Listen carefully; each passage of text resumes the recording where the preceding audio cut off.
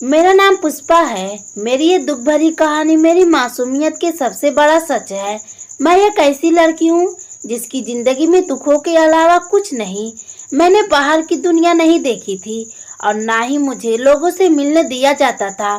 मेरी उम्र 22 साल है। मैं जवान हो चुकी थी, मगर मेरी माँ मेरी शादी नहीं कर रही थी। मैं अपनी माँ से बहुत तंग आ गई थी, बल्कि वह मुझे घर से बाहर तक नहीं जाने देती थी। मुझे घर में हमेशा ही कैदियों की तरह कैद करके रखा जाता था। एक दिन मैं माँ से छुपकर एक मंदिर में प्रार्थना करने चली गई। वहाँ पर मैंने एक बाबा को देखा।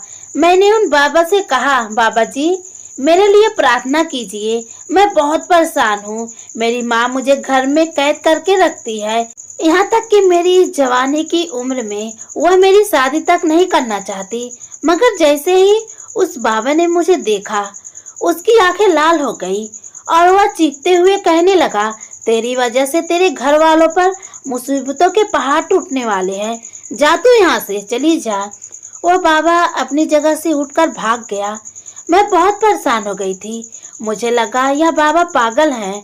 मगर मैं जैसे ही घर में दाखिल हुई तो मेरे सर पर आसमान ही टूट पड़ा, क्योंकि मेरा नाम आरती है। मैं दुनिया की उन खुशकिस्मत लड़कियों में से एक हूँ जिसके पास पैसा और खूबसूरती तो जी भरकर मौजूद थी। लेकिन कहते हैं ना कि दुनिया में कोई भी पूरी तरह से खुशकिस्मत नहीं हो सकता। मेरे साथ भी कुछ ऐसा ही हुआ था। मेरी खूबसूरती की वजह से मेरी माँ को हमेशा मेरी फिक्र ही लगी रहती थी। ना वह मेरी शादी करना चाहती थी और ना ही वह मुझे कहीं आने जाने देना चाहती थी। जब भी उनसे इस बारे में बात करती कि मैं कहीं बाहर जाना चाहती हूँ या फिर बाजार जाना चाहती हूँ, मुझे जाने दीजिए, तो वह मुझे सख्ती से मना कर दिया करती थी और कहती कि तुम्हें नजर लग जाएगी। मैं उनकी बात सुनकर मायूस हो जाती थी और काफी सालों से मैं अपने ही घर में कैद बनकर बैठी रहती। मेरी हर जगह जाना बिल्कुल ही बंद कर दिया गया था। वजह सिर्फ यह थी कि मुझे नजर लग जाएगी। लेकिन पहले ऐसा बिल्कुल नहीं था। बचपन में भी मैं बहुत ज्यादा खूबसूरत थी, मगर तब मैं हर जगह जा सकती थी। मैं सोचती कि बचपन में तो मुझे कभी नजर नहीं लगी, तो फिर अब नजर क्यों लगने लगी। माँ कहती है बचपन की बात कुछ और होती है, अब तुम जवान हो गई हो। मेरे दिन यूं ही घर में काम और उदासी से गुजर रहे थे, क्योंकि मेरी जिंदगी में रोजमर्रा की रूटीन के अलावा और कोई काम नहीं था। पढ़ाई भी मैंने बहुत साल पहले छोड़ दी थी। इन दिनों मेरे घर वालों ने मेरे बड़े भाई की शादी तय कर दी थी, तो घर में रौनक लग गई। ऐसे तो एक बहन अपने भाई की शादी पर बहुत ज्यादा खुश होती है, लेकिन मेरी खुशी तो इस वजह से भी ज्यादा थी कि मुझे अपने दोस्तों और बाकी खानदानों की लड़कियों से मिलने का मौका मिल रहा था और मैं उनसे बहुत सारी बातें भी करूंगी। इसलिए तो मेरी खुशी के ठिकाने ही नहीं थे। मगर जैसे ही मेहमान हमारे घर में रहने के लिए आने लगे तो मेरी माँ ने मुझे सख्ती से मना कर दिया और कहा कि किसी से भी ज्यादा दोस्ती लगाने की कोई जरूरत नहीं है। अगर वह तुम्हें बाहर ले जाने की जिद करे तो तुम साफ इनकार कर देना, मुझे जवाब देने की जरूरत ना पड़े। मैं मायूस होकर रह गई, लेकिन फिर भी मैं खुश थी। मेहमान घर आकर रहने लगे थे तो मेरी कुछ कसम नहीं। मुझसे कहा कि चलो शॉपिंग करने चलते हैं, मगर मैंने माँ की बताई गई बात पर गौर करते हुए उन्हें मना कर दिया। पहले दूसरे दिन मना करने के बाद तीसरे दिन वो मुझे जबरदस्ती अपने साथ ले गए। ऐसे तो उनकी जबरदस्ती ज्यादा नहीं थी, मगर मैं खुद भी उनके साथ जाना चाहती थी, क्योंकि उस दिन मेरी माँ भी घर पर नहीं थी। मैंने सोचा मैं चली जाऊं। ठीक हुआ माँ घर पर नहीं है, इसलिए उनको पता भी नहीं चलेगा, क्योंकि उन्हें शाम को वापस आना है और शादी के मौके पर घर के काम ही इतने ज्यादा होते हैं कि उन्हें मेरी तरफ ध्यान देने का मौका ही नहीं मिलेगा। बहुत दिनों बाद मैं घर से बाहर निकलकर बाजार आई। मुझे हर चीज नई और खूबसूरत लग रही थी। मैं बहुत खुश दिली से हर चीज को देखते हुए अपने लिए खरीदारी भी कर रही थी। अभी मुझे बाजार आए हुए कुछ ही वक्त हुआ था कि मैंने एक जगह पर देखा जहां पर लोगों की भीड़ लगी हुई थी। मैंने सोचा यहाँ ऐसा क्या हो रहा है जो लोग इतनी भीड़ लगाए हुए खड़े हैं। यह बात जानने के लिए मैं भी उस भीड़ के करीब पहुंची तो मुझे पता चला वहां पर एक बुढ़ा फकीर बैठा है और औरतें अपने लिए उससे दुआएं करवा रही हैं। मैंने एक औरत से पूछा, यहाँ क्या हो रहा है? तो वह औरत बोली, यहाँ एक बुजुर्ग बाबा हैं जिसके लिए भी प्रार्थना करते हैं, उसकी सारी दुख दुआएं खत्म हो जाती है। मुझे भी बड़ी हैरानी हुई क्योंकि मैंने माँ से कहा था कि मेरी और भाई की शादी एक साथ कर दें, मगर माँ ने मुझे डांटकर चुप करा दिया था, जबकि मेरी शादी की उम्र हो चुकी थी। मेरी उम्र 22 साल हो चुकी थी। मैंने सोचा कि इन बाबा से मैं भी अपने लिए कुछ करवाती हूँ, क्या पता मेरी विनती भी ईश्वर सुन ले। मैंने सब बाबा से अपने बारे में बताया कि तो बाबा ने चीखते हुए कहा, पहले तो मेरा चेहरा देखकर उसकी आंखें लाल हो गई थी, फिर बोले, तेरी वजह से तेरे घर वालों पर मुसीबतें आएगी, तू अपने साथ सबको ले जाएगी, तेरी वजह से तेरे घर वालों की भी जिंदगी बर्बाद हो जाएगी। उस बाबा की बातें सुनते ही मेरा दिल डर गया और मेरा शरीर कांपने लगा। आसपास खड़ी औरतें भी मुझसे अजीब अजीब नजरों से देखने लगी। मैंने हैरत से उस बाबा को देखा और खामोशी के साथ वहां से वापस आ गई। शॉपिंग करने के बाद हम सब लोग घर आ गए, लेकिन जैसे ही मैं घर पर आई तो पूरे घर का मजहर देखकर मेरी तो जान ही निकल गई। हर तरफ लोग बैठे हुए रो रहे थे। घर में एक मातम सा छाया हुआ था। किसी भी तरह से शादी का घर नहीं लग रहा था, बल्कि ऐसा लग रहा था जैसे यहाँ पर किसी की मौत हो गई हो। मेरा दिल मुट्ठी में आ गया था। मैं चाहती कि जब मैं घर वापस आऊं तब तक मेरी माँ वापस ना आए, मगर उन्हें तो पता चल गया था कि मैं घर से बाहर गई थी। मुझे काफी शर्मिंदगी हुई। मेरे साथ बाकी सब कजिन भी परेशान हुए और फिर हमें पता चला कि मेरी जो मासी थी, जिनका घर हमारी गली में ही था, उनकी मौत हो गई है। मेरी मासी जवान थी, इसलिए जवान मौत का दुख बहुत बड़ा था। सब तरफ उदासी की उदासी छाई हुई थी। शादी भी कैंसिल हो चुकी थी। सब लोगों ने कहा था शादी के समय इस तरह का अपशगुन होना कोई अच्छी बात नहीं है, इसलिए शादी तोड़ दी गई। इतना बड़ा हादसा हो गया और मुझे कुछ पता ही नहीं चला। शाम तक पूरा घर खाली हो गया। कुछ देर पहले जहाँ शादी की तैयारियों की रौनक लगी हुई थी, वहीं अब पूरा घर खामोश होकर रह गया था। फिर मेरी माँ मेरे कमरे में आई और कहने लगी कि तू मेरी इजाजत के बगैर बाहर क्यों गई, और मुझ पर चिल्लाने लगी। मैंने कहा मैं नहीं गई थी, बल्कि वही सब लोग मुझे अपने साथ जबरदस्ती ले गए थे। मेरी माँ को मुझ पर बहुत गुस्सा आ रहा था। उन्होंने कहा कि आज से 10 दिन तक तुम अपने कमरे से बाहर तक नहीं निकलोगी। मैंने कहा हाँ, वैसे भी मैं इस घर के अंदर ही रहती हूँ। तब माँ एकदम से बोली, हाँ लेकिन अब तुम कमरे से भी नहीं निकलोगी। यह सुनकर मेरा दिमाग ही चकरा गया। लेकिन मैंने गलती की थी तो मुझे उसकी सजा भी मिल रही थी। मेरी माँ किसी भी तरह मेरी सजा में कोई रियायत नहीं करने वाली थी और मैं खामोश होकर अपने कमरे में ही पड़ी रहती थी। उन 10 दिनों तक मुझे उस बाबा की बातें याद आती रही। क्या मेरी काली किस्मत की वजह से ऐसा हुआ है? यह सोच आते ही मुझे खुद से भी डर लगने लगा था। मैं 10 दिन तक अपने कमरे में बंद ही रही। बाहर कदम तक मैंने नहीं निकाला। घर वाले मुझे कमरे में ही खाना पीना देकर चले जाते थे। 10 दिन के बाद मैं कमरे से बाहर निकली तो कोई मेरी तरफ देख भी नहीं रहा था। हर कोई अपने अपने कामों में बिजी था। मुझे लगा मैं किसी गलत घर में आ गई हूँ या फिर यह लोग मुझे देख नहीं पा रहे हैं।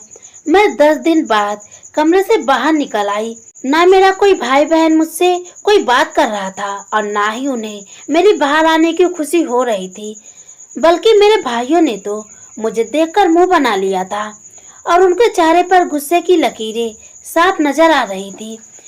यह बात मुझे हैरत में बदल रही थी। आखिर ऐसा भी क्या बात हो गई? माना कि घर से बाहर निकलकर मैंने गलती की, लेकिन इस गलती की सजा मुझे मिल चुकी है। फिर अब तक सब लोग मुझसे नाराज क्यों हैं? क्या वह शादी में मौत की वजह मुझे समझ रहे हैं? मैं उन्हीं सोचों में गुम हो गई थी। तभी मेरी माँ मेरे पास आई और एक चादर देकर कहने लगी, अब तुम्हें यह चादर हर वक्त पहनकर रखनी है। मैंने हैरानी से उस वक्त चादर की तरफ देखा।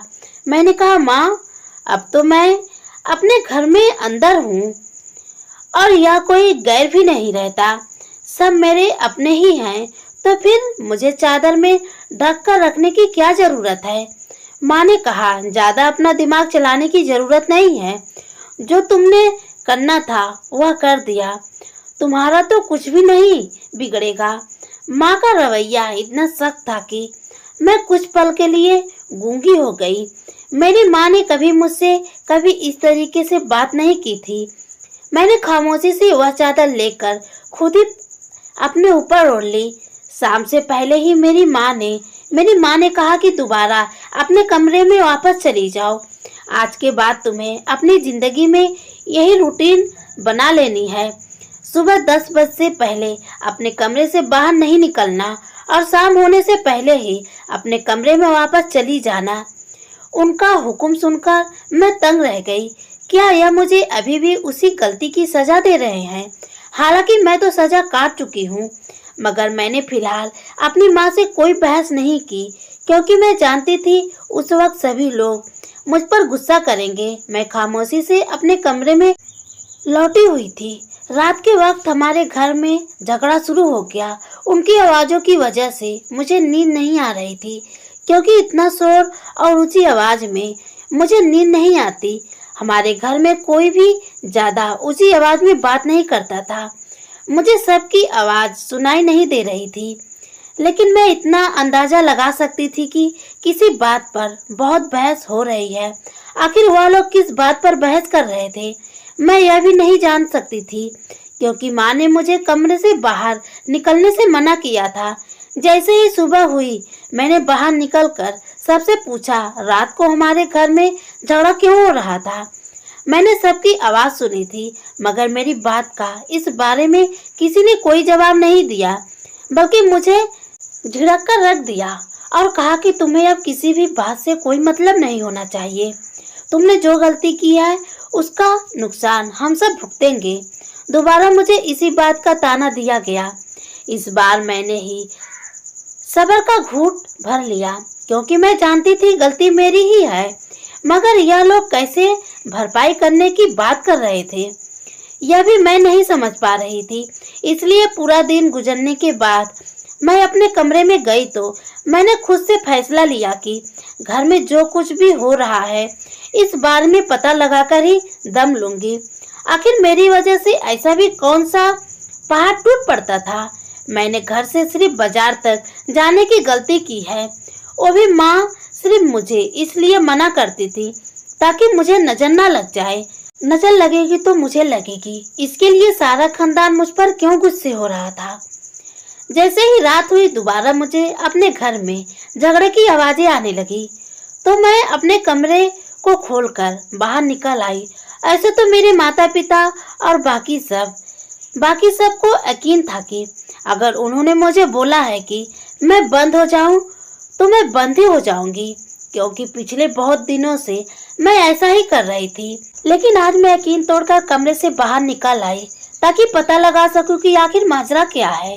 सीढ़ियों के पास से छुपकर मैं हॉल में देख रही थी, जहां मेरे सारे घर वाले मौजूद थे, और उन सब के दरमियान एक आदमी था जो सर पर पगड़ी रखकर बैठा हुआ था। मेरी माँ का मुंह ऐसे हो रहा था जैसे अभी रो पड़ेंगी, जबकि मेरे पिता सर हाथों पे पकड़कर बैठे हुए थे।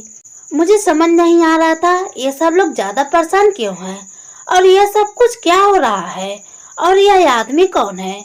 मगर इतना जरूर समझ गई थी कि मामला बहुत ज्यादा गंभीर है, इसी वजह से यह लोग मुझे कमरे में बंद कर रहे हैं।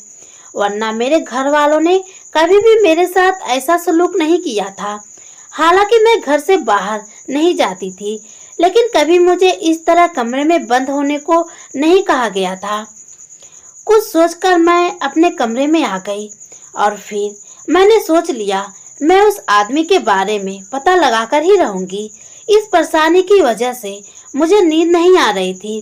फिर भी मैंने सोने की कोशिश की, लेकिन कुछ देर बाद मुझे नींद आ गई। सुबह मेरी आँख खुल गई क्योंकि माँ ने मुझे बाहर निकलने से मना किया था, इसलिए मैं उनकी बात ना मानकर बाहर निकल आई। आखिर सुबह सवेरे मुझे कमरे से बाहर ना निकलने का हुक्म क्यों दिया गया था? यह देखकर मैं हैरान रह गई कि मेरे परिवार के जितने भी सदस्य हैं वो 8 से 10 के दरमियान उठते थे। आज वो बड़े सवेरे उठकर बाहर निकले हुए थे और वो आदमी भी उठकर रो रहा था। यह मेरे घर में हो क्या रहा था? मुझे कुछ खबर नहीं थी। किचन से भी आवाजें आ रही थी। इसका मतलब था कि नाश्ता बन रहा है। मुझे समझ आ गई थी कि अब खामोशी से एक तरफ खड़े होकर तमाशा देखने से कुछ नहीं होने वाला है। इसलिए मैंने सबके सामने जाने का फैसला कर लिया, लेकिन मुझे नहीं मालूम था सबके सामने इस वक्त जाने का फैसला मेरे लिए किस कदर गलत साबित होगा। जब मैं उस आदमी के सामने गई और उससे कहा कि आप कौन हैं? मैंने तो आपको पहले कभी नहीं देखा।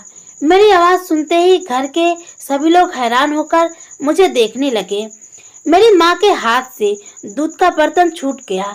फिर मैंने अपने सारे घर वालों की तरफ देखा। मैंने कहा कि आप लोग इस आदमी से इतना क्यों डर रहे हैं? कौन है यह आदमी? मैंने कल रात भी आप लोगों को देखा था। अभी मेरा सवाल पूरा नहीं हुआ था कि मेरी माँ ने आगे बढ़कर मुझे एक जोरदार तमाचा मार दिया और कहा कि बदतमीज लड़की, अपनी माँ की बातों का मान रखना भी भूल गई हो। मैंने कहा था कि अपने कमरे से बाहर नहीं निकलना, मगर तुमने हमारे सर में खाक डालने में कोई कसक नहीं छोड़ी। अभी मेरी माँ की बात पूरी नहीं हुई थी कि उस आदमी की आवाज पूरे घर में गूंजा। वह कहने लगा, मैं तुम सब लोगों को जेल करवा दूंगा। तुमने इस लड़की को मुझसे छुपाकर अच्छा नहीं किया। अब इस लड़की को मुझसे कोई नहीं बचा सकता। मैं तो पहले ही जानता था कि यह जिंदा है। उसकी अजीब सी बातें सुनकर मैंने सारे घर वालों की तरफ देखा तो सब घर वालों ने मुझे लगात भरी नजरों से घूरना शुरू कर दिया था। ऐसा लग रहा था जैसे कह रहे हो, तुमने अपनी पाँव पर खुद कुल्हाड़ी मारी है। और अब मुझे भी समझ आ गया था कि बिना पूरी बात जाने मैंने जो कदम उठाया है वह मेरे ही लिए गलत साबित होने वाला है। पहले मुझे जान लेना चाहिए था कि मामला क्या है, फिर उस आदमी के सामने आना चाहिए था। मगर उसकी ऐसी बातों को हकीकत में मतलब क्या था? सारे घर वाले खामोशी से एक तरफ बैठ गए, जैसे उन्होंने कोई बहुत बड़ा जुर्म कर दिया हो। वो आदमी खुखार नजरों से मुझे घूर रहा था और मैं सब लोगों से पूछ कर थक गई थी कि आखिर यह सब क्या हो रहा है, आखिर यह सब कुछ हो क्या रहा है। मगर किसी के मुंह से उफ ना निकली। कुछ देर में बहुत सी गाड़ियां हमारे घर के बाहर आकर रुक गई, जिसमें बहुत से लोग जमा थे और उनके पास बड़ी बड़ी बंदूकें थे, जिन्हें देखकर मेरे सारे घर वाले डरने लगे। मैं बहुत चिल्लाई कि मुझे बचा लो, यह सब कुछ क्या हो रहा है, मुझे समझ नहीं आ रहा। लेकिन मेरी किसी ने एक बात भी ना सुनी। सब लोग खामोशी से मुझे जाता हुआ देखने लगे। वो मुझे लेकर चले गए तो मुझे लगा आज तो शायद मेरी मौत पक्की है, क्योंकि उस आदमी की बातों से ऐसा लग रहा था कि वह मुझे मारकर ही दम लेगा। शायद मेरा सब कुछ गलत भी नहीं था। वह मुझे बहुत बड़े हवेली में ले आए और एक अंधेरे कमरे के अंदर फेंक दिया और कहा कि आज से 2 दिन बाद तुम्हें जान से मार दिया जाएगा और मेरा बेटा बिल्कुल ठीक हो जाएगा। उसके बाद मेरी समझ में तो आया कि आखिर कहना क्या चाहता है, मगर अपनी मौत को सुनकर मैं डर के मारे कांपने लगी थी। अब मुझे शिद्दत से अपनी माँ और बाकी घर वालों की बहुत याद आ रही थी, मगर मैं अपनी गलती पर सर पटकने के सिवा कुछ कर भी नहीं सकती थी। काश मैं उनकी हर एक बात को मानती रहती तो आज मेरा यह हाल ना होता। उस बुजुर्ग आदमी ने उस बुजुर्ग आदमी ने सही कहा था। मेरी वजह से मेरे सारे घर वाले पर मुसीबत में फंस जाएंगे। लेकिन अब मैं रोने और पछताने के सिवा कुछ नहीं कर सकती थी, और सिर्फ ईश्वर से ही मदद मांगने के सिवा मेरे पास कोई और चारा भी नहीं था। रात को उस कमरे में से एक बूढ़ी औरत आई। मुझे देखकर ही उसकी आंखों में खून उतर आया और कहने लगी, मनुष्यमारी, तुम इतने साल तक कहाँ थी? तुम्हारी वजह से मेरा बेटा बिस्तर पर पड़ा हुआ है। मुझे तो उसकी कोई बात समझ में नहीं आ रही थी।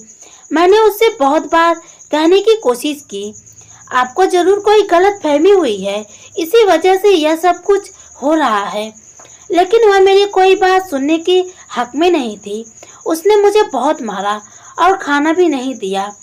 सुबह होते ही मुझे खाना मिला तो मैंने भूखों की तरफ खा लिया, लेकिन इन लोगों का दिया हुआ खाना खा लेना मेरे लिए गलत साबित हुआ, क्योंकि उस खाने को खाने के बाद मुझे गहरी नींद में सो गई।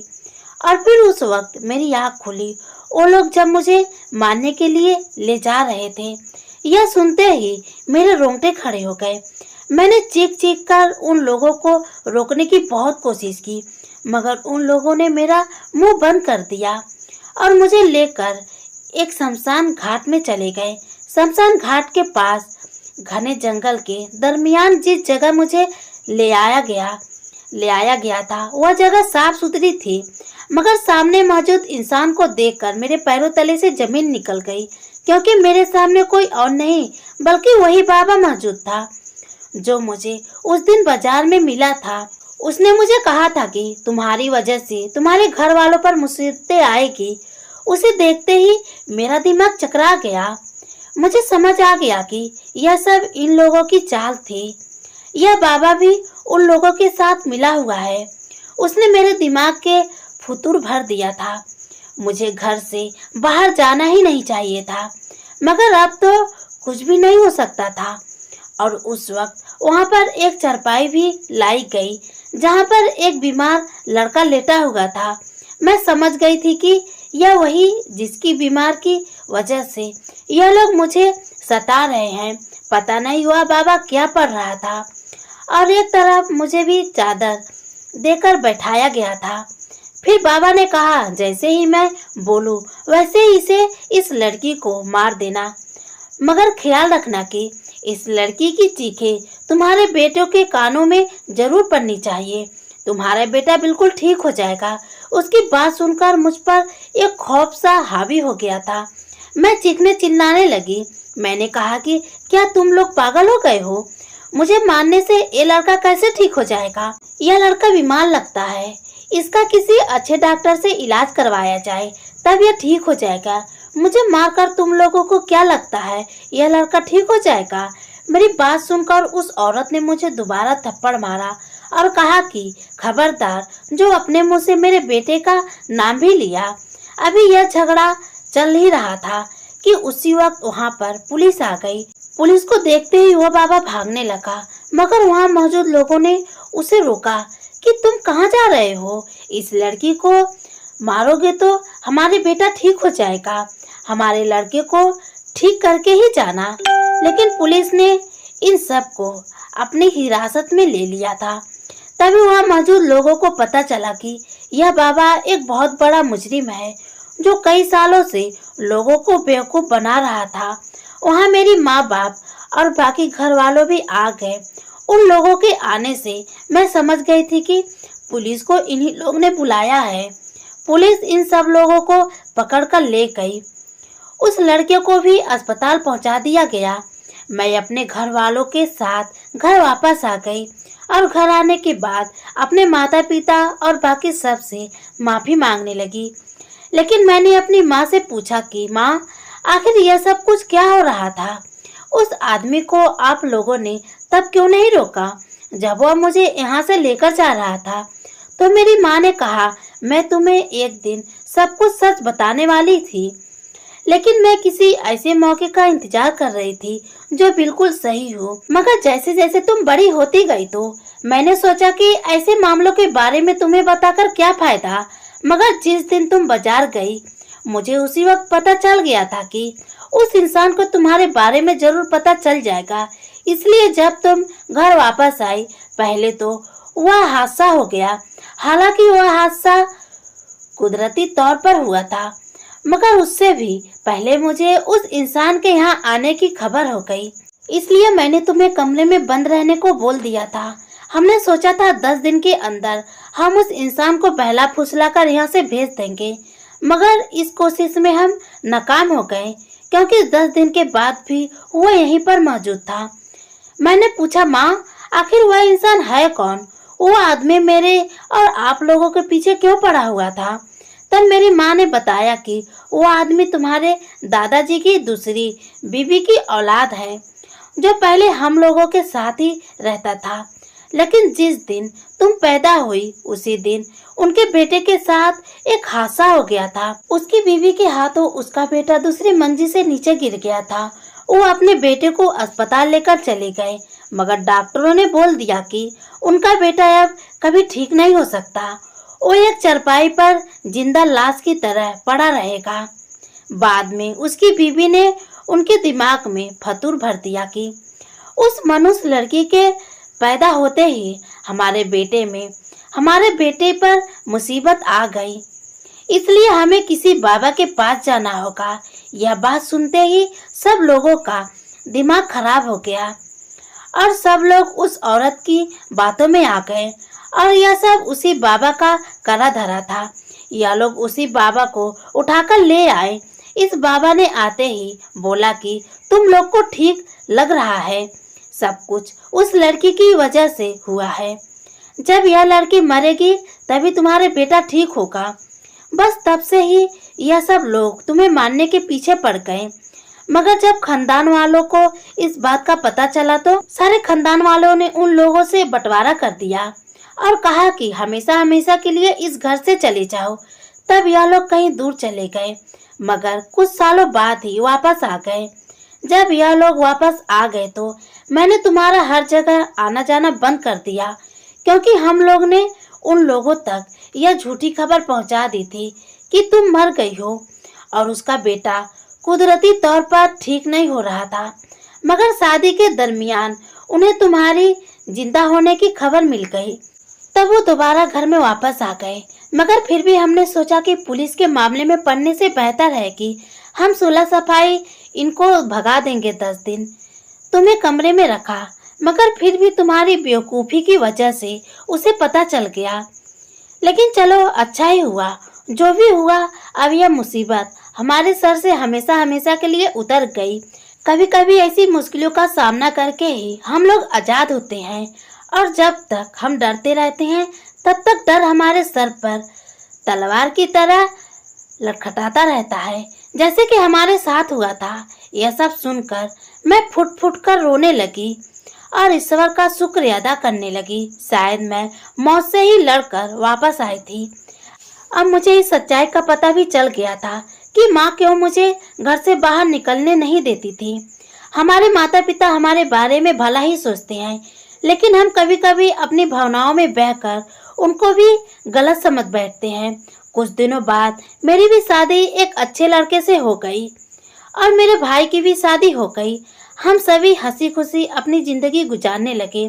अब मुझे और मेरे परिवार को किसी भी चीज का कोई डर नहीं था। धन्यवाद दोस्तों।